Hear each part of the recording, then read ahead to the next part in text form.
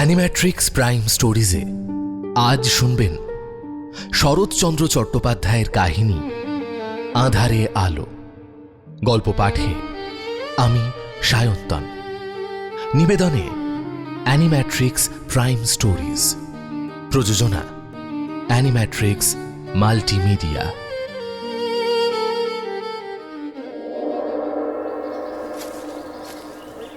সে অনেকদিন আগের কথা। সত্যেন্দ্র চৌধুরী এক মস্ত বড় জমিদারের ছেলে। বিয়ে পাশ করে সবেমাত্র বাড়ি ফিরেছে সে। কিন্তু বাড়িতে পা রাখা মাত্রই মা তাকে এক অদ্ভুত প্রস্তাব দিলেন। তা হ্যাঁ রে সতু, শোন না বাবা, মেয়েটি যেমন লক্ষ্মী তেমনি দেখতে সুন্দরী। আমার কথা রাখ, একবার অন্তত মেয়েটিকে দেখে আয় বাবা। না মা, এখন আমি কোনোভাবেই পারবো না। এখন যদি আমি বিয়ে করি তবে আমার এমএ পাশ করা হবে না। কেন পারবি না সতু? বৌমা না হয় আমার কাছেই থাকবে, তুই কলকাতায় থেকে পড়াশোনা করবি। এতে তোর পাশ করার পথে বাধা হবে কেন? আমি তো ভেবেই পাচ্ছি না। না মা, ও সব সুবিধে হবে না। এখন আমার একদম সময় নেই। তুমি মিছে মিছে এসব নিয়ে কথা বলো না। যাস না সতু, দাঁড়া, আরও কথা আছে। আমি ওদের কথা দিয়ে ফেলেছি বাবা, তুই কি তোর মায়ের সম্মানটুকু রাখবি না? আমাকে না জিজ্ঞেস করে তুমি কথা দিয়ে দিলে? কাজটা কি তুমি ঠিক করলে মা? একমাত্র ছেলের মুখে এমন কথা শুনে মা মনে বড় ব্যথা পেলেন। তার চোখে জল চিকচিক করে উঠল। হ্যাঁ বাবা, ভুল হয়তো আমিই করেছি, কিন্তু তুই তো জানিস এই গ্রামে আমার একটা সম্মান আছে। তোর কি উচিত নয় মায়ের মান রাখা? তাছাড়া মেয়েটি অনাথ, বিধবা মায়ের বড় দুঃখী মেয়ে। লক্ষ্মীটি আমার রাজি হয়ে যা। ঠিক আছে মা, এসব নিয়ে পরে না হয় কথা হবে। এখন আমি চললাম। সত্য বেরিয়ে গেল ঠিকই, কিন্তু মা ঠায় দাঁড়িয়ে রইলেন। সত্যই তার একমাত্র সন্তান। 7-8 বছর আগে স্বামী মারা যাওয়ার পর থেকে এই বিধবা মা নিজেই নায়েব গোমস্তাদের সাহায্যে বিশাল জমিদারি সামলে আসছেন। ছেলে কলকাতায় কলেজে পড়ে, তাই বিষয় আশয়ের কোনো দুশ্চিন্তা তাকে করতে হয় না। মা ভেবেছিলেন ছেলে ওকালতি পাশ করলে ধুমধাম করে বিয়ে দেবেন, তারপর পুত্রবধূর হাতে সংসারের সব চাবিকাঠি দিয়ে নিজে নিশ্চিন্ত হবেন। পড়াশোনার মাঝে ছেলেকে সংসারী করে তার শিক্ষার ক্ষতি হোক, তা তিনি কখনো চাননি। কিন্তু হঠাৎ করেই সব পরিকল্পনা বদলে গেল। স্বামীর মৃত্যুর পর এই বাড়িতে বড় কোনো অনুষ্ঠান হয়নি। সেদিন একটা ব্রত উপলক্ষে পুরো গ্রাম নিমন্ত্রণ করেছিলেন গিন্নিমা। সেখানেই এসেছিলেন মৃত অতুল মুখুজ্জের বিধবা স্ত্রী আর তাঁর 11 বছরের মেয়েটি। এই ছোট্ট মেয়েটিকে দেখেই গিন্নিমার খুব পছন্দ হয়ে গেল। শুধু যে সুন্দরী তা নয়, এইটুকু বয়সেই মেয়েটির বুদ্ধি আর গুণ দেখে তিনি অবাক হয়ে গিয়েছিলেন। একবার তো সতু মেয়েটাকে দেখুক, একবার সামনাসামনি দেখলে দেখি ও কেমন করে অপছন্দ করে। পরের দিন বিকেল বেলা সত্য খাবার খেতে মায়ের ঘরে ঢুকেই অবাক হয়ে থমকে দাঁড়ালো। সে দেখল যেখানে তার আসন পাতা হয়েছে ঠিক তার উল্টো দিকে হিরে মুক্তোর গয়নায় সাজিয়ে একটি ছোট্ট মেয়েকে বসিয়ে রাখা হয়েছে। মেয়েটি যেন সাক্ষাৎ বৈকুণ্ঠের লক্ষ্মী প্রতিমা। কি রে, দাঁড়িয়ে রইলি কেন? খেতে বস। এখানে কেন মা? আমার খাবারটা তুমি অন্য কোথাও দাও। কেন রে, তুই তো আর এখনই সত্যি সত্যি বিয়ে করতে বসছিস না। ওই এক ফোঁটা মেয়ের সামনে তোর আবার লজ্জা কিসের? আমি কাউকে লজ্জা করি না। এই বলে সত্য পেঁচার মতো মুখ করে খাবারের আসনে বসে পড়ল। মা মৃদু হাসতে হাসতে ঘর থেকে বেরিয়ে গেলেন। সত্যর মনের অবস্থা তখন মোটেও ভালো নয়। মিনিট দুয়েকের মধ্যে সে কোনো মতে নাকে মুখে খাবার গুঁজে উঠে পড়ল। দ্রুত পায়ে বাইরের ঘরে গিয়ে দেখল বন্ধুরা সব এসে জুটেছে আর পাশার ছক পাতা হয়ে গেছে। কিন্তু আজ তার মন ওসব দিকে নেই। আমি আজ খেলায় বসতে পারবো না ভাই, আমার খুব মাথা ধরেছে। এই বলে সে ঘরের এক কোণে বালিশ টেনে চোখ বুজে শুয়ে পড়ল। বন্ধুরা অবাক হলেও করার কিছু ছিল না। লোক কম থাকায় তারা পাশা তুলে দাবা খেলতে বসল। সন্ধ্যা পর্যন্ত অনেক চেঁচামেচি হলো, কিন্তু সত্য একবারের জন্য উঠল না। কে হারলো আর কেই বা জিতলো তা নিয়ে আজ তার কোনো মাথা ব্যথাই নেই। বন্ধুরা চলে গেলে সত্য বাড়ির ভেতরে নিজের ঘরের দিকে যাচ্ছিল। তখন ভাঁড়ারের বারান্দা থেকে মা তাকে দেখতে পেয়ে ডাক দিলেন। কি রে সতু, এরই মধ্যে শুতে যাচ্ছিস যে? শরীর কি খারাপ?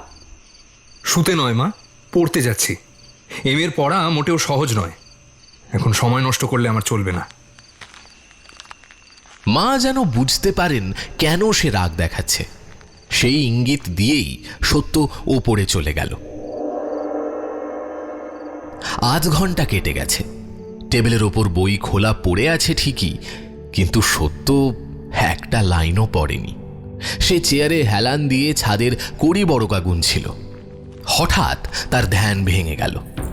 সত্য কান খাড়া করে শুনল সেই আপাদমস্তক গয়না পরা লক্ষ্মী প্রতিমার মতো মেয়েটি ধীরে ধীরে তার কাছে এসে দাঁড়িয়েছে। সত্য অবাক হয়ে এক দৃষ্টিতে মেয়েটির দিকে তাকিয়ে রইল। মা আপনার মতামত জানতে চাইলেন। কার মা? আমার মা। ও, রাধারানীর কথা শুনে সত্য এক মুহূর্তের জন্য থতমত খেয়ে গেল। মেয়েটি যে বিয়ের বিষয়ে তার মত জানতে এসেছে সেটা বুঝতে পেরে সে কি বলবে তা চট করে ভেবে পেল না। কিছুক্ষণ চুপ থেকে সে নিজেকে সামলে নিয়ে উত্তর দিল। তোমার মা জানতে চেয়েছেন? আমার মাকে গিয়ে জিজ্ঞেস করলেই তিনি সব বলে দেবেন। সত্যর উত্তর শুনে মেয়েটি আর কিছু বলল না। সে নিঃশব্দে ঘর থেকে বেরিয়ে যেতে শুরু করলো। কিন্তু কেন জানি না সত্যর মনে হলো এইটুকু মেয়ের নামটা তার জানা দরকার। আচ্ছা শোনো, বলছি তোমার নাম কি? মেয়েটি দরজার কাছে গিয়ে একবার থামল, তারপর ঘাড় ফিরিয়ে সত্যের দিকে তাকিয়ে খুব শান্ত গলায় জবাব দিল, আমার নাম রাধারানী। নামটা বলেই রাধারানী অন্ধকারে মিলিয়ে গেল। সত্য নিজের ঘরে একা দাঁড়িয়ে রইল, আর তার কানে প্রতিধ্বনিত হতে লাগলো সেই নাম, রাধারানী।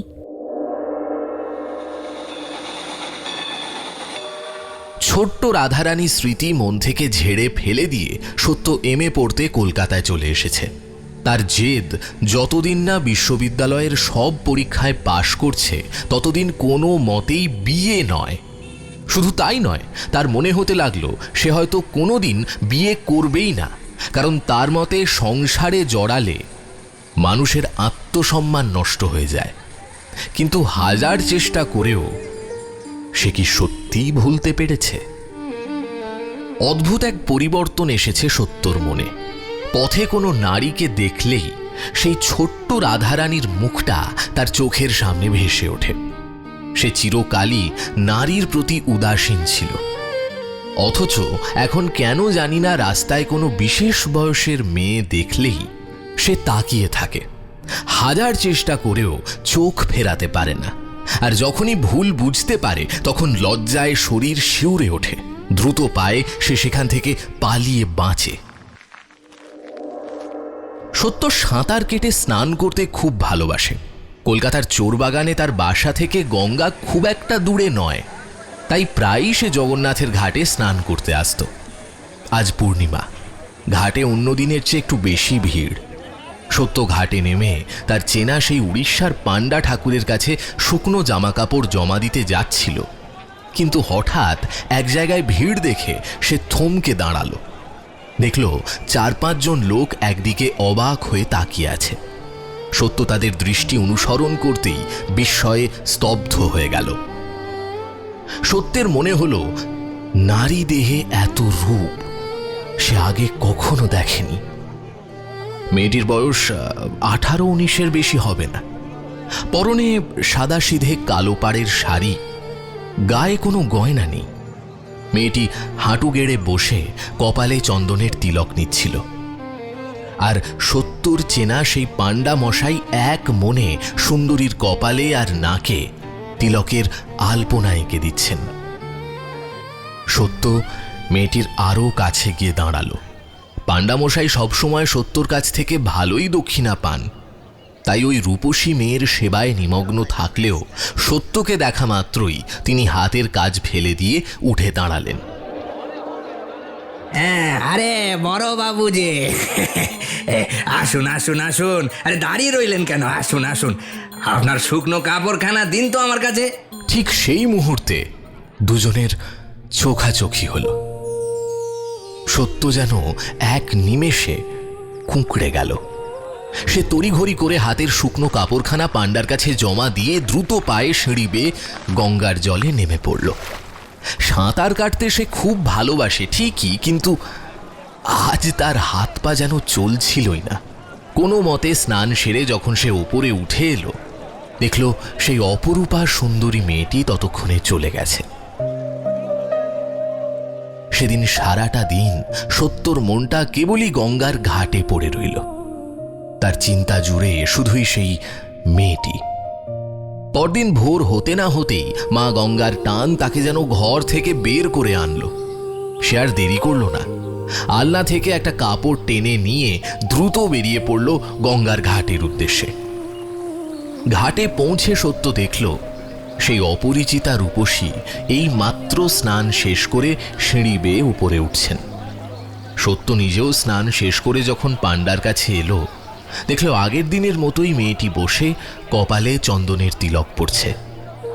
ঠিক সেই মুহূর্তে আবার দুজনের চার চোখ এক হলো। সত্যের মনে হলো তার সারা শরীরে যেন বিদ্যুতের স্রোত বয়ে গেল।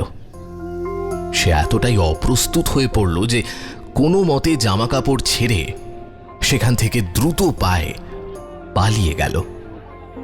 সত্য বুঝতে পেরেছিল যে এই রহস্যময় রমণী প্রতিদিন খুব ভোরেই গঙ্গা স্নানে আসেন।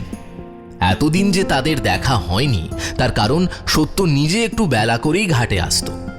গত 7 দিন ধরে টানা তাদের দেখা হচ্ছে, চার চোখ এক হচ্ছে, কিন্তু মুখে কথা কোনোদিন হয়নি। বোধহয় তার প্রয়োজনও ছিল না, কারণ চোখের দৃষ্টি যেখানে মনের সব কথা বলে দেয়, সেখানে মুখের ভাষা তো মৌন থাকাই ভালো। সত্য মনে মনে অনুভব করল এই রূপসী চোখের ভাষায় কথা বলায় দারুণ পারদর্শী। সেদিন স্নান সেরে সত্য একটু অন্যমনস্ক হয়ে বাসার দিকেই ফিরছিল। হঠাৎ একটা মিষ্টি গলার আওয়াজ তার কানে এলো। একবার শুনুন। সত্য মুখ তুলে দেখল রেল লাইনের ওপারে সেই রমণী দাঁড়িয়ে আছেন। তার বাঁ কাঁখে জল ভরা ছোট একটি পিতলের কলস, আর ডান হাতে ভেজা কাপড়। তিনি মাথা নেড়ে ইশারায় সত্যকে ডাকলেন। সত্য এদিক ওদিক তাকিয়ে কিছুটা ইতস্তত করে তার কাছে গিয়ে দাঁড়ালো। আমার ঝি আজ আসেনি তো, দয়া করে আমায় একটু যদি এগিয়ে দেন তবে বড় ভালো হয়। অন্যদিন তিনি দাসী নিয়েই আসেন, কিন্তু আজ একদম একা। সত্যর মনে দ্বিধা জাগল। অপরিচিত কোনো নারীর সাথে এভাবে যাওয়া ঠিক হবে কিনা তা নিয়ে সে ভাবল, কিন্তু হাজার চেষ্টা করেও সে না বলতে পারল না। রমণী যেন সত্যের মনের দোলাচল বুঝতে পারলেন এবং রহস্যময় এক হাসি হাসলেন।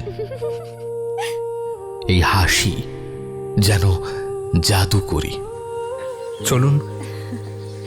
সত্য তাকে অনুসরণ করল। কয়েক পা যেতেই রমণী আবার কথা বলে উঠলেন। ঝিয়ের খুব শরীর খারাপ, তাইও আসতে পারেনি। কিন্তু আমিও তো আবার গঙ্গা স্নান না করে থাকতে পারি না। তবে আপনারও দেখছি আমার মতোই এই গঙ্গা স্নানের বদ অভ্যেস রয়েছে। আগে হ্যাঁ, আমিও প্রায়ই গঙ্গা স্নান করি। আপনি এখানে কোথায় থাকেন? আগে চোরবাগানে আমার বাসা। আমাদের বাড়ি জোড়াসাঁকোয়। আপনি আমাকে ওই পাথুরে ঘাটার মোড় পর্যন্ত যদি একটু এগিয়ে দিয়ে বড় রাস্তা দিয়ে চলে যাবেন। বেশ, তাই যাব। তারপর দীর্ঘক্ষণ আর কোনো কথা হলো না। দুজনেই নিঃশব্দে হাঁটছিলেন। চিতপুর রাস্তায় আসার পর রমণী হঠাৎ ফিরে দাঁড়িয়ে সেই মায়াবী হাসি হাসলেন। কাছেই আমাদের বাড়ি, এবার আমি একাই যেতে পারবো। নমস্কার। নমস্কার। নমস্কার জানিয়ে সত্য ঘাড় নিচু করে দ্রুত সেখান থেকে চলে গেল। কিন্তু সেদিন সারাদিন তার মনের ভেতর যে কি তোলপাড় চলছিল তা ভাষায় প্রকাশ করা অসম্ভব। যৌবনের প্রথম প্রেমে পড়ার সেই যে উন্মাদনা, যাতে আকাশ বাতাস সব রঙিন মনে হয়, সত্য আজ সেই নেশায় বুঁদ হয়ে আছে।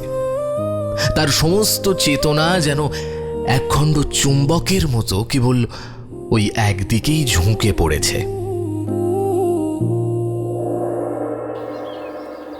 পরদিন সকালে সত্য যখন জেগে উঠল, দেখল বেশ রোদ উঠে গেছে।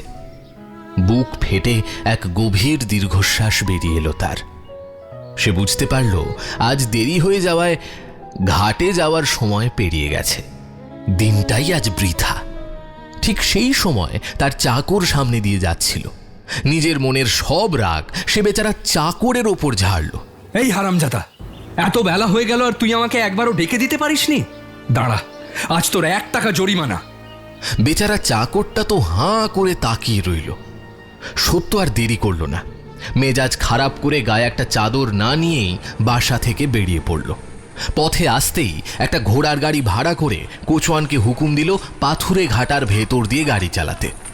রাস্তার দুপাশে সে প্রাণপণে খুঁজে চলল সেই পরিচিত মুখটি। কিন্তু গঙ্গার ঘাটের কাছে আসতেই তার সব রাগ যেন জল হয়ে গেল। মনে হলো পথের ওপর পড়ে থাকা এক অমূল্য রত্ন সে হঠাৎ খুঁজে পেয়েছে। গাড়ি থেকে নামতেই সেই রমণী পরিচিতের মতো মিষ্টি হেসে কথা বলে উঠলেন। আপনার রাস্তায় এত দেরি হলো কেন? আমি 8 ঘন্টা ধরে এখানে দাঁড়িয়ে আছি। যান, শিগগির স্নান করে নিন। আজও আমার জি আসেনি। আপনি 1 মিনিট দাঁড়ান, আমি এক্ষুনি আসছি। সত্য দ্রুত গিয়ে জলে নামল। সাঁতার কাটার কথা আজ তার মাথায় নেই। কোনো মতে 2-3টে ডুব দিয়েই সে উঠে এলো। কিন্তু পাড়ে এসে দেখল এক অবাক কাণ্ড। হে কি, আমার ভাড়া করা গাড়িটা গেল কোথায়? আমি তাকে ভাড়া মিটিয়ে বিদে করে দিয়েছি। আপনি ভাড়া দিলেন কেন? দিলামই না হয়। এখন চলুন আমার সাথে। সত্য যেন সম্মোহিত হয়ে তার পেছনে চলতে লাগলো। সে এতটাই মুগ্ধ যে তার মনে একবারও সন্দেহ জাগলো না এসবের মানে কি। আপনি যেন কোথায় থাকেন বললেন? চোরবাগানে? হ্যাঁ। আচ্ছা, ওখানে কি শুধু চোররাই থাকে? কেন বলুন তো? কারণ আপনি তো দেখছি চোরদের রাজা। এই বলে রমণী হেলতে দুলতে হাঁটতে লাগলেন। তার কাঁখের কলসির জল যেন ছলাচ্ছল শব্দে বারবার, ওরে অন্ধ যুবক, সাবধান, এসবই ছলনা, এসবই ফাঁকি। কিন্তু সত্য কি আর সেই সতর্ক বার্তা শুনতে পাচ্ছিল? হাঁটতে হাঁটতে মোড়ের কাছাকাছি চলে এলো তারা। সত্যর মনে গাড়ি ভাড়ার বিষয়টা খচখচ করছিল। সে কিছুটা ইতস্তত করে মুখ খুলল। ওই বলছিলাম যে গাড়ি ভাড়াটা তো আপনি দিলেন, ওটা যদি আমি... আপনার ওটা তো দেওয়া হয়েই গেছে। আমার দেওয়া হয়ে গেছে? কি করে? আমার আর নিজের বলতে আছেই বা কি যে দেব? যা কিছু ছিল সবই তো তুমি চুরি ডাকাতি করে নিয়ে নিয়েছো। এই কথা বলেই রমণী চট করে মুখটা ঘুরিয়ে নিলেন। সত্য দেখতে পেল না যে তিনি আড়ালে নিজের হাসি চাপার চেষ্টা করছেন। কিন্তু সত্যর কানে এই চুরির কথাটি এক অদ্ভুত দোলা দিল। তার মনে হলো রমণী যেন তার ভালোবাসার গভীরতাকেই বুঝিয়ে দিলেন। প্রবল আবেগে সত্যর ইচ্ছে হলো ওই রাঙা পায়ে লুটিয়ে পড়তে, কিন্তু লজ্জায় তার মাথা নুয়ে এলো। সে মুখ তুলে প্রিয়তমার দিকে আর তাকাতে পারল না। চুপচাপ মাথা নিচু করে সেখান থেকে চলে গেল। সত্য চলে যাওয়ার পর উল্টো দিকের ফুটপাত থেকে রমণীর দাসী কাছে এগিয়ে এলো। সে পুরো দৃশ্যটাই দূর থেকে দেখছিল। বলি, ও দিদিমণি, ওই কচি বাবুটিকে এমন করে নাকে দড়ি দিয়ে কেন ঘোরাচ্ছ? পকেটে কিছু আছে তো? 2 পয়সা টানতে পারবে তো ওর থেকে? তা জানি না রে, তবে এমন হাবাগোবা লোকগুলোকে নিয়ে খেলা করতে আমার বেশ লাগে। বাপরে, তুমিও পারো বটে। তবে যাই বলো দিদিমণি, বাবুটি দেখতে কিন্তু ঠিক রাজপুত্তুর। যেমন গায়ের রং তেমনি সুন্দর চেহারা। তোমাদের দুজনকে একসাথে দাঁড়িয়ে কথা বলতে দেখে মনে হচ্ছিল যেন একজোড়া গোলাপ ফুটে আছে। আচ্ছা থাক, তোর যদি এতই পছন্দ হয়ে থাকে তো তুই নে না হয়। না না দিদিমণি, ও জিনিস তুমি কাউকে দেবে না, তা আমি ভালো করেই জানি। জ্ঞানীরা বলেন, অসম্ভব কোনো কাণ্ড নিজের চোখে দেখলেও নাকি সবাইকে বলতে নেই, কারণ যারা জানে না তারা সেসব বিশ্বাস করে না। সত্য লোকটাও তেমনই সরল। সেদিন বাসায় ফিরে এসে টেনিসন পড়ল, এমনকি ডন জুয়ানের বাংলা অনুবাদ করতেও বসল। অত বড় শিক্ষিত ছেলে, অথচ একবারের জন্য তার মনে এই সন্দেহ জাগলো না যে শহরের প্রকাশ্য রাস্তায় এভাবে হুট করে প্রেমের জোয়ারে আসা কি আদৌ সম্ভব, কিংবা এই স্রোতে গা ভাসিয়ে চলা কতটা নিরাপদ। 2 দিন পরের কথা, স্নান সেরে ফেরার পথে সেই অপরিচিতা রমণী হঠাৎ কথা বলে উঠলেন। কাল রাতে থিয়েটার দেখতে গিয়েছিলাম। উফ, সরলার কষ্ট দেখলে বুক ফেটে যায়, তাই না? হ্যাঁ, বেচারি বড় দুঃখ পেয়েই মারা গেল। সত্য থিয়েটারে নাটকটি দেখেনি ঠিকই, তবে স্বর্ণলতা উপন্যাসটি তার পড়া ছিল। রমণী বললেন, কি ভয়ানক কষ্ট।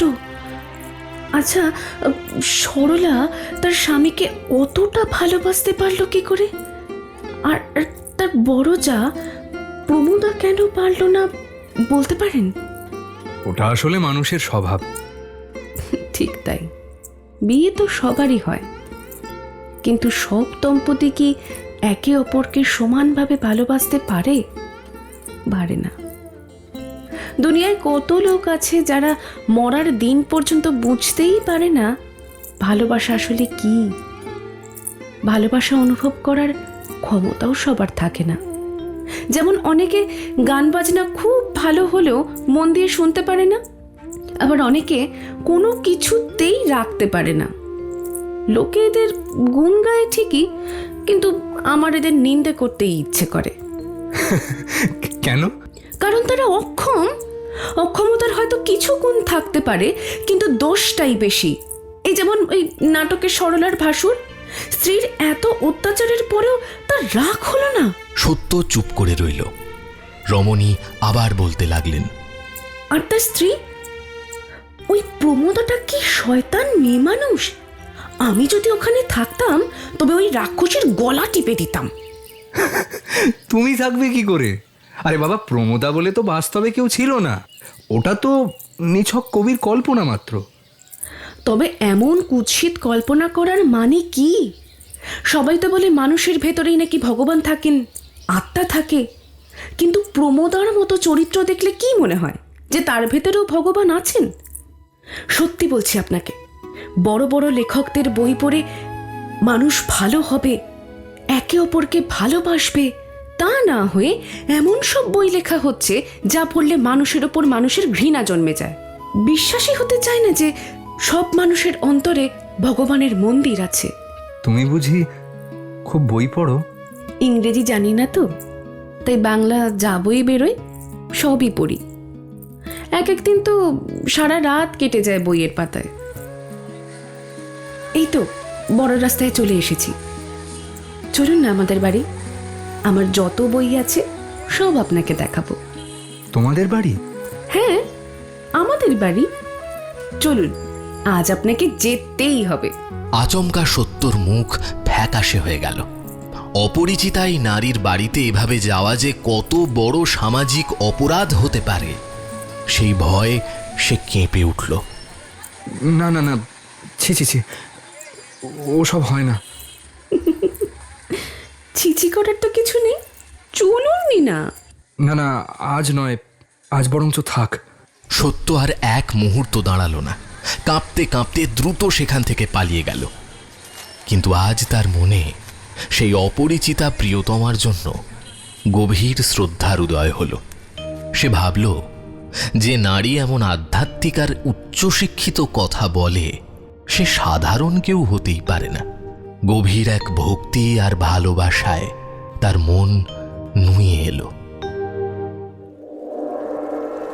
সকালবেলা স্নান সেরে সত্য খুব ধীরে ধীরে বাসার দিকে ফিরছিল। তার চোখে মুখে ক্লান্তির ছাপ, চোখের পাতা তখনও ভেজা। আজ 4টে দিন কেটে গেল, সেই অপরিচিতা প্রিয়তমার আর দেখা নেই। তিনি আর গঙ্গা স্নানে আসছেন না। এই কদিন সত্যর মনের ভেতর যে কত আজে বাজে চিন্তা ঘুরপাক খেয়েছে তার কোনো শেষ নেই। মাঝে মাঝে তার বুকটা কেঁপে উঠেছে এই ভেবে, হয়তো তিনি আর বেঁচে নেই, হয়তোবা মৃত্যুশয্যায় পড়ে আছেন। কে জানে কি হয়েছে। সত্য শুধু সেই গলিটা চেনে, কিন্তু কার বাড়ি বা কোথায় বাড়ি তার কিছুই জানে না। নিজের ওপর প্রবল অভিমানে তার বুক ফেটে যাচ্ছে। কেন সে সেদিন ওনার অনুরোধ ফিরিয়ে দিল? কেন সে ওনার সাথে ওনাদের বাড়ি গেল না? সত্য আজ বুঝতে পারছে সে ওনাকে সত্যি ভালোবেসে ফেলেছে। এ কোনো সাময়িক মোহ নয়, এ যেন হৃদয়ের এক গভীর তৃষ্ণা। তার এই ভালোবাসায় কোনো ফাঁকি নেই, কোনো স্বার্থ নেই, আছে শুধু পবিত্র আর বুক ভরা স্নেহ। বাবু, সত্য চমকে তাকিয়ে দেখল সেই দাসীটি পথের ধারে দাঁড়িয়ে আছে, যে প্রতিদিন ওনার সাথে আসতো। কি হয়েছে ওনার? উনি ঠিক আছেন তো? কথাটি বলতে বলতে সত্যের চোখ ফেটে জল বেরিয়ে এলো। সে আর নিজেকে সামলাতে পারল না। দিদিমণির খুব অসুখ বাবু, আপনাকে একবার দেখতে চেয়েছেন। দাসীটি হাসছিল ঠিকই, কিন্তু সত্যের সরল মনে সেই সন্দেহ জাগল না। সে শুধু ওনার কথা ভেবে অস্থির হয়ে উঠল। ঠিক আছে, চলো, এখনই চলো। সত্য আর এক মুহূর্ত দেরি না করে চোখ মুছে দাসীর সাথে চলতে লাগলো। পথে যেতে যেতে সে বারবার উদ্বেগের সাথে প্রশ্ন করতে লাগলো, কি অসুখ রে? খুব কি শরীর খারাপ? মানে অবস্থা কি খুবই জটিল? না না, তেমন কিছু হয়নি, তবে খুব জ্বর হয়েছে। এই শুনে সত্য মনে মনে ভগবানকে প্রণাম জানালো। অবশেষে একটা মস্ত বড় বাড়ির সামনে এসে তারা থামল। দেখল দরজায় একজন হিন্দুস্থানি দারোয়ান ঝিমোচ্ছে। সত্যর মনে হঠাৎ একটা সামাজিক ভয় জাগলো। আচ্ছা, আমি যে ভেতরে যাচ্ছি, তোর দিদিমণির বাবা রাগ করবেন না তো? না মানে তিনি তো আমাকে চেনেন না। দিদিমণির বাবা নেই বাবু, শুধু মা আছেন। আর দিদিমণির মতো তিনিও আপনাকে খুব পছন্দ করেন। সত্য আর কিছু না বলে সিঁড়ি বেয়ে তেতলায় উঠল। দেখল চমৎকার সাজানো ঘর, কিন্তু কোণের একটা ঘর থেকে হঠাৎ অট্টহাসি আর ঘুঙুরের শব্দ ভেসে এলো। সত্য কিছু বুঝে ওঠার আগেই দাসী পর্দা সরিয়ে চিৎকার করে উঠল, দিদিমণি, এই নাও গো, তোমার নাগরকে ধরে এনেছি। ভেতরে যা দেখল তাতে সত্যের পৃথিবী যেন ওলট পালট হয়ে গেল। দেখল মেঝের গদিতে বসে কয়েকজন লোক মদ্যপান করছে, কেউ হারমোনিয়াম বা তবলা বাজাচ্ছে, আর সেই রমণী যার জন্য সত্যের মনে পবিত্র শ্রদ্ধা ছিল, তিনি আজ পায়ে ঘুঙুর আর শরীর ভর্তি গয়না পরে নিশাতুর চোখে নাচছিলেন। সত্যের মাথা ঘুরতে লাগলো। সে জ্ঞান হারানোর মতো হয়ে দরজার চৌকাঠেই বসে পড়ল।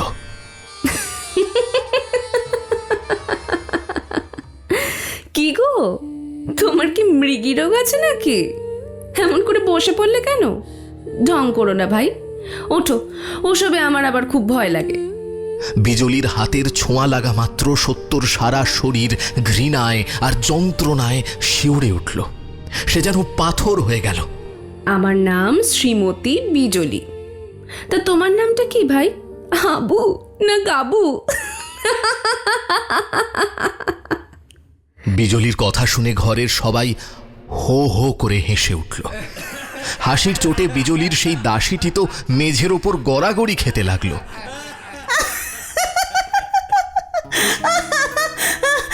ওরে বাবা দিদিমণি, তুমি কি রঙ্গই জানো গো? ওই সংটাকে একেবারে নাকে দড়ি দিয়ে নিয়ে এলে। থাম তোরা, আর বাড়াবাড়ি করিস না। আসুন বাবু, উপরে উঠে আসুন। বিজলি জোর করে সত্যকে টেনে এনে একটা চেয়ারে বসিয়ে দিল। তারপর তার পায়ের কাছে হাঁটু গেড়ে বসে হাত জোর করে বিদ্যাপতির সেই বিখ্যাত গান গাইতে শুরু করলো। আজও রাজানি হাম ভাগে পোহায়নু। আজ আমার ভাগ্য ভালো যে প্রিয়ার চাঁদ মুখ দেখতে পেলাম। আমার জীবন যৌবন সব আজ সফল হলো। ঘরের লোক বসে বসে মদ খাচ্ছিল। সে টলতে টলতে এসে সত্যর পায়ের কাছে লুটিয়ে পড়ল। ঠাকুরমশাই, আমি মস্ত বড় পাপড়ি, দয়া করে আপনার পায়ের ধুলো একটু দিন, একটু পদরেণু দিন। ভাগ্যের পরিহাস। আজ সত্য স্নান সেরে শুদ্ধ গরদের কাপড় পরে বেরিয়েছিল। তাই নেশাখোর লোকটা তাকে বামুন ঠাকুর ভেবে প্রণাম করতে শুরু করলো। আহা বিজলি, কেন বেচারাকে মিছিমিছি এমন সংসার দিয়ে কষ্ট দিচ্ছ? মিছিমিছি কেন হবে? ও তো সত্যিই একটা সং। তাই তো এই আনন্দের দিনে তোমাদের মজা দেখানোর জন্য ওকে ধরে এনেছি। আচ্ছা সত্যি করে বলতো বাবু, তুই আমাকে কি ভেবেছিলি? রোজ গঙ্গা স্নানে যাই বলে কি ভেবেছিলি আমি খুব সতীলক্ষ্মী? আমি তো হিন্দু ঘরের ধারি মেয়ে, হয় সধবা নয় বিধবা। তুই কোন মতলবে আমার সাথে প্রেম করছিলি শুনি? বিয়ে করবি বলে, নাকি ভুলিয়ে ভালিয়ে পালিয়ে নিয়ে যাবি বলে? হুম?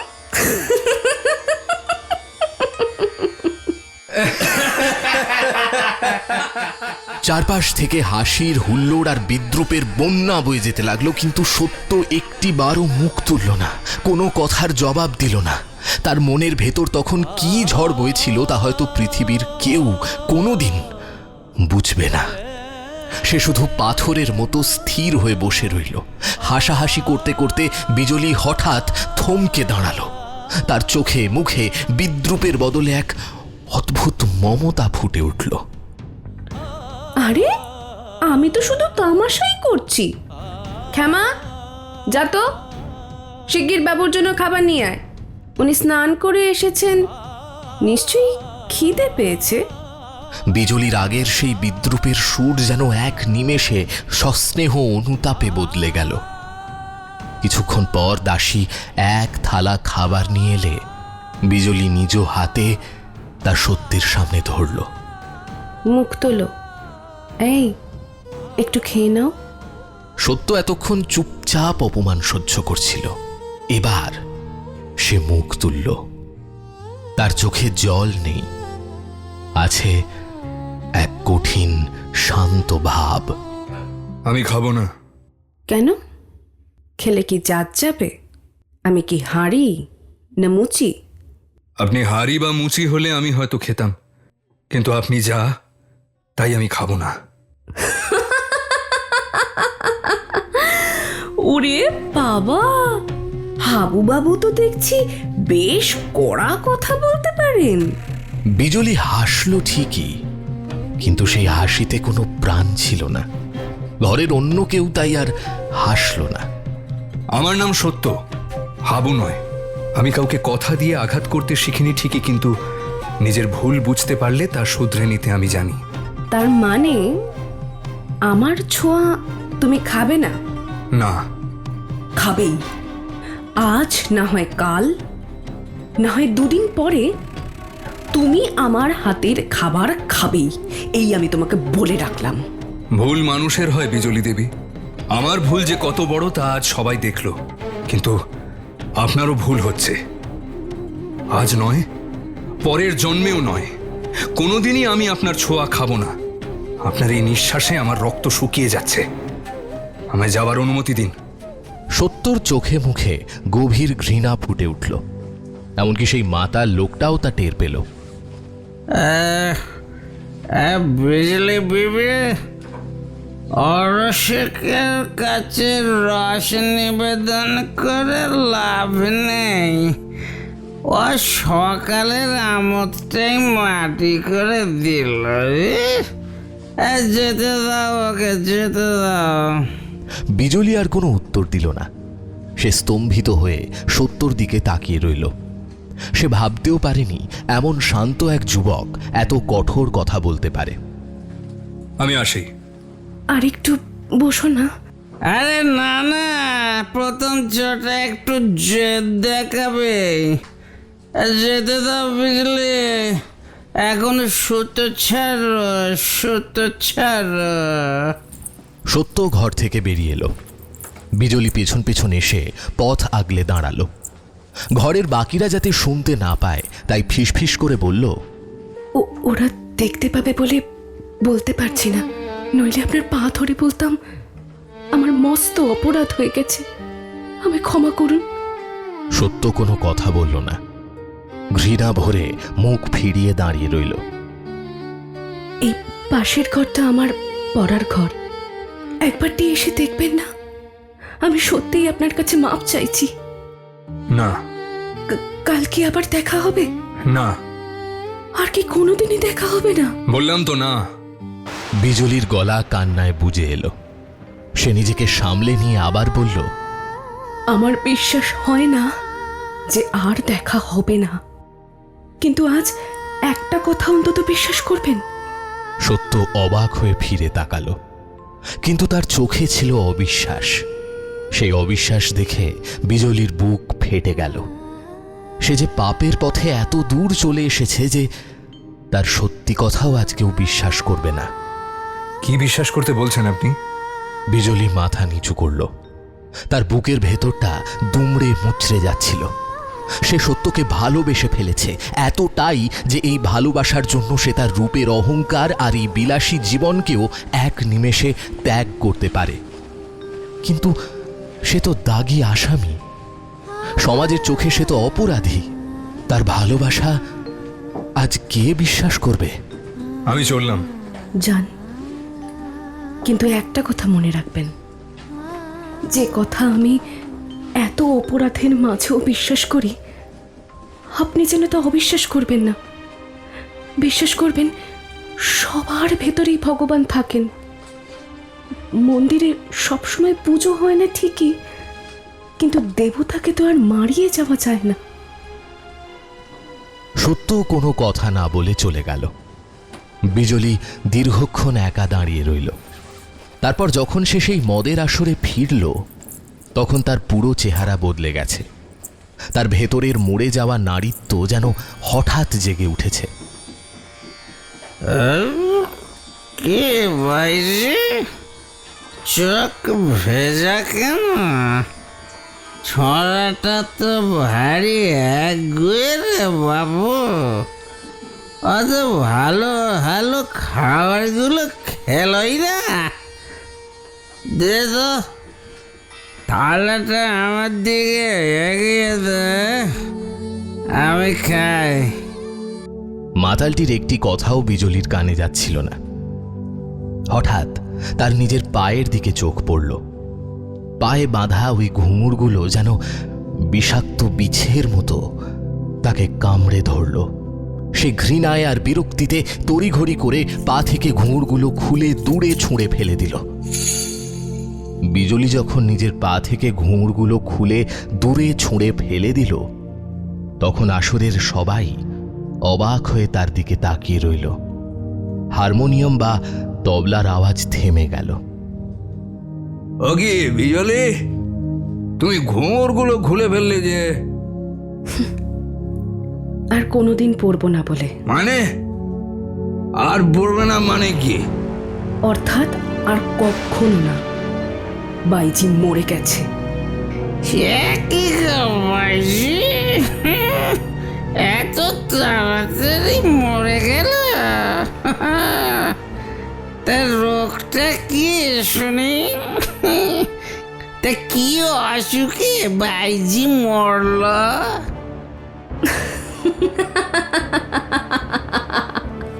বিজলি আবার হাসল, তবে এই হাসিতে আগের মতো বিদ্রূপ বা ছলনা ছিল না। এ হাসি ছিল বড় পবিত্র আর শান্ত।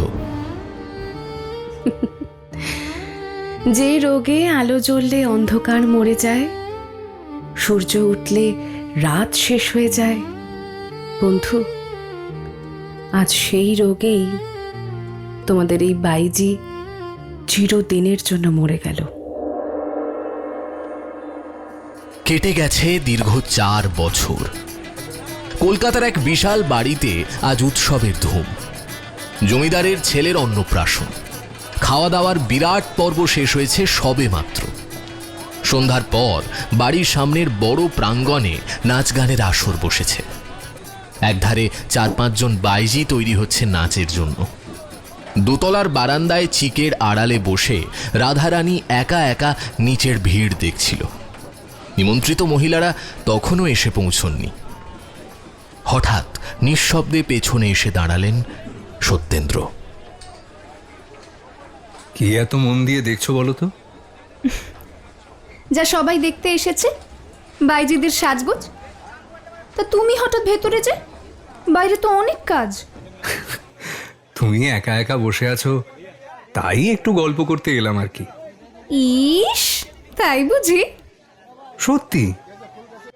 আচ্ছা, ওই যে বাইজিরা বসে আছে, ওদের মধ্যে তোমার সবচেয়ে কাকে পছন্দ হয় বলো তো? ওই যে একদম পেছনে যে বসে আছে সাধারণ পোশাকে, ওকেই আমার সবচেয়ে বেশি পছন্দ। ধুর, ও তো বড্ড রোগা। রোগা হলে কি হবে? দেখো, ওই তো সব থেকে সুন্দরী। কিন্তু বেচারি খুব গরিব মনে হচ্ছে জানো। অন্যদের মতো ওর গায়ে তো কোনো গয়না নেই। হুম, তা হতে পারে, কিন্তু ওদের পারিশ্রমিক কত তুমি জানো? না তো, কত? এই সামনের দুজনের 30 টাকা করে, আর ওই মাঝের জনের 50। আর যাকে তুমি গরিব বলছো না, তার দক্ষিণা হলো গিয়ে 200 টাকা। 200 টাকা? হ্যাঁ। কেন? ও কি খুব ভালো গান গায়? আমি কোনোদিনও শুনিনি। লোকে বলে 4-5 বছর আগে ও খুব নাম করা এক বাইজি ছিল, তবে এখন গাইতে পারবে কিনা তা কেউ জানে না। তবে এত টাকা দিয়ে ওকে আনালে কেন? ওই টাকার কমেও আসতেই চায় না, এমনকি এবারও রাজি হচ্ছিল না। অনেক অনুরোধ করে আনা হয়েছে। ওমা, এত টাকা দিয়ে অত সাদাসাদি করার কারণ কি? সত্যেন্দ্র একটা চেয়ার টেনে রাধারানীর কাছে বসলেন। তার গলার স্বর কিছুটা নিচু। ওকে আনার প্রথম কারণ হলো আর 4 বছর ধরেই নাচের ব্যবসা ছেড়ে দিয়েছে। ও নিজের পারিশ্রমিক এত বেশি বাড়িয়ে রেখেছে যাতে কেউ ওকে ডাকতে সাহস না করে। ওটা আসলে ওর কাজ থেকে দূরে থাকার একটা কৌশল মাত্র। আর দ্বিতীয় কারণ হলো আমার নিজের একটা জেদ বা প্রয়োজন। তোমার আবার কি প্রয়োজন? কিন্তু ও এমন করে ছেড়ে দিল কেন? তুমি শুনবে তবে। ওর নাম বিজলি। এক সময় না, এখানে অনেক লোক চলে আসবে রানী। চলো, আমি বরঞ্চ ঘরের ভেতরে গিয়ে তোমায় সবটা বলি। ঘরে গিয়ে স্বামীর পায়ের কাছে বসে রাধারানী সব কথা শুনল। সেই 4 বছর আগের অপমান, বিজলির রূপান্তর সব শুনে রাধারানীর চোখ ভিজে উঠল। সে আঁচলে চোখ মুছে বলল, তাই আজ 4 বছর পর ওকে এখানে এনে অপমান করে তুমি প্রতিশোধ নেবে? এমন বুদ্ধি কে দিল তোমাকে? সত্যেন্দ্রর নিজের চোখেও তখন জল। গলাটা তার ধরে এসেছে। অপমান হয়তো হবে, কিন্তু সেই অপমানের কথা আমরা তিনজন ছাড়া এই পৃথিবীর কেউ আর জানবে না।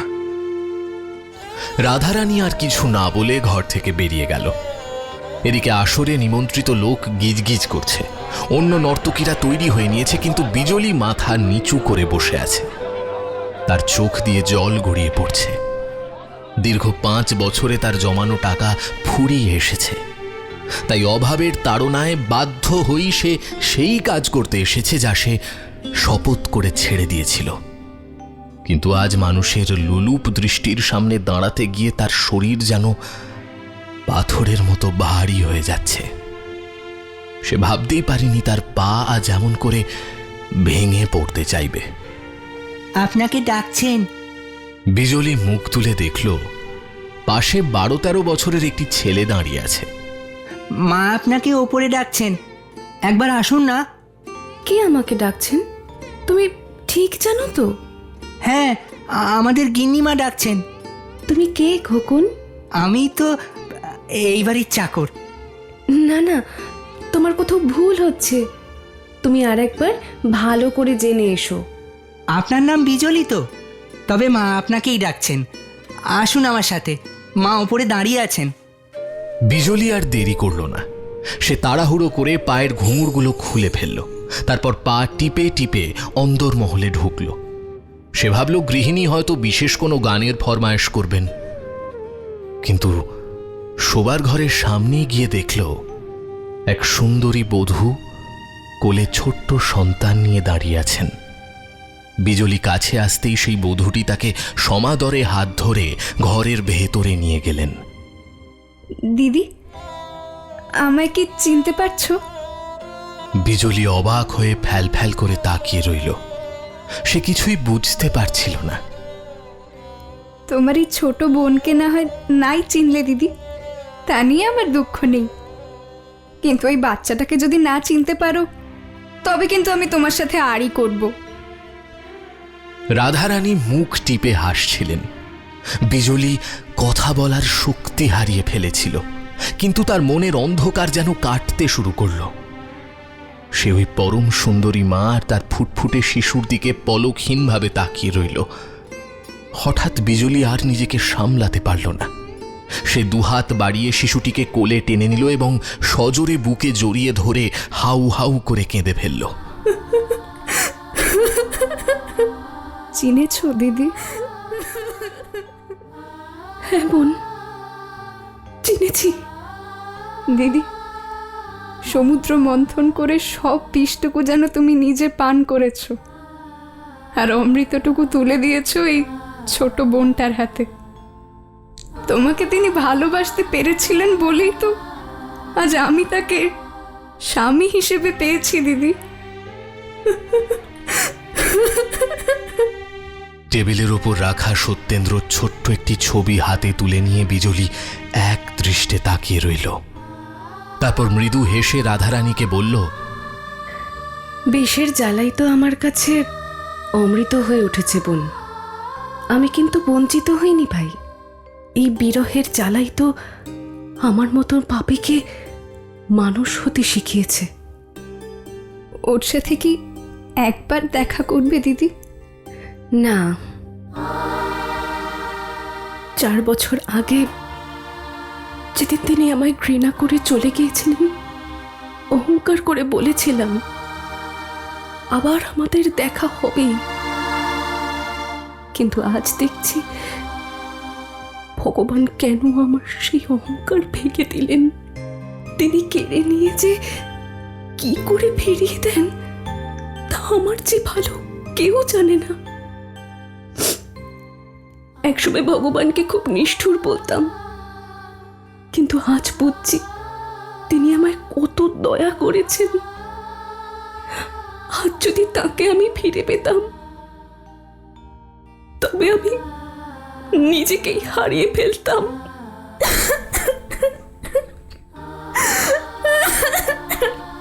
রাধারানী কান্নায় এতটাই ভেঙে পড়ল যে সে কিছুই বলতে পারল না। ভেবেছিলাম দেখা হলে ওর পায়ে ধরে একবার ক্ষমা চেয়ে নেব, কিন্তু আজ বুঝছি তার আর দরকার নেই। ভাই, তুমি কি ওর এই ছবিটা আমায় দেবে? এর বেশি আমি আর কিছু চাই না।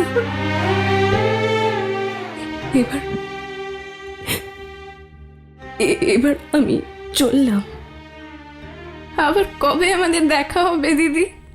দেখার হবে না বোন, আমার একটা ছোট্ট বাড়ি আছে, ওটা বিক্রি করে আমি চলে যাব অনেক দূরে। আচ্ছা, একটা কথা বলো তো ভাই, কেন কেন তিনি এতদিন পর আমায় ডেকে পাঠালেন? আর ওর লোক যখন আমায় ডাকতে গেল তখন একটা মিথ্যে নাম বলেছিল কেন? এই প্রশ্নে রাধারানী লজ্জায় নুয়ে পড়ল। সে মুখ নিচু করে চুপ করে রইল। বিজলি নিজেই কিছুক্ষণ ভেবে উত্তরটা খুঁজে পেল। হয়তো বুঝেছি, আমায় অপমান করবেন বলে, তাই না? তাছাড়া তো আর কোনো কারণ দেখি না। সত্যেন্দ্রর অপমানের পরিকল্পনার কথা বুঝতে পেরে রাধারানী লজ্জায় মাথা আরো নিচু করে ফেলল। স্বামীর এই সংকীর্ণতা তাকে কুণ্ঠিত করে তুলছিল। বিজলি তা দেখে ম্লান হাসল।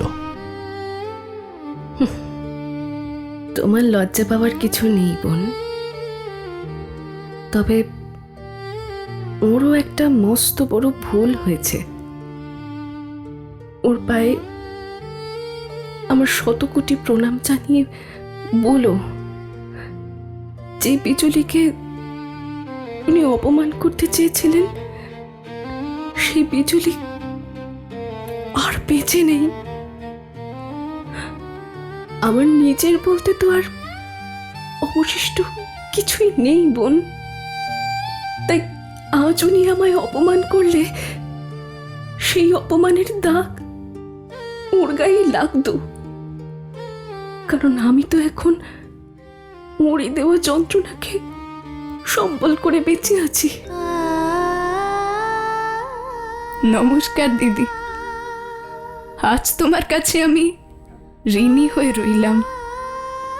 নমস্কার বোন। বয়সে আমি তোমার থেকে বড় ঠিকই, কিন্তু তোমাকে আশীর্বাদ করার মতো পবিত্রতা বা অধিকার আজ আমার নেই। তবে আমি অন্তর থেকে প্রার্থনা করি তোমার হাতের নোয়া অক্ষয় হোক, তোমার সিঁথির সিঁদুর চিরকাল অটুট থাকুক। সুখী হও বোন। এবার তবে আসি, চললাম। অন্ধকার থেকে আলোর পথে পা বাড়িয়ে বিজলি ধীরে ধীরে অন্দরমহল থেকে বেরিয়ে গেল। আসরের সেই কৃত্রিম আলো আর মিথ্যে কোলাহল তাকে আর স্পর্শ করতে পারল না।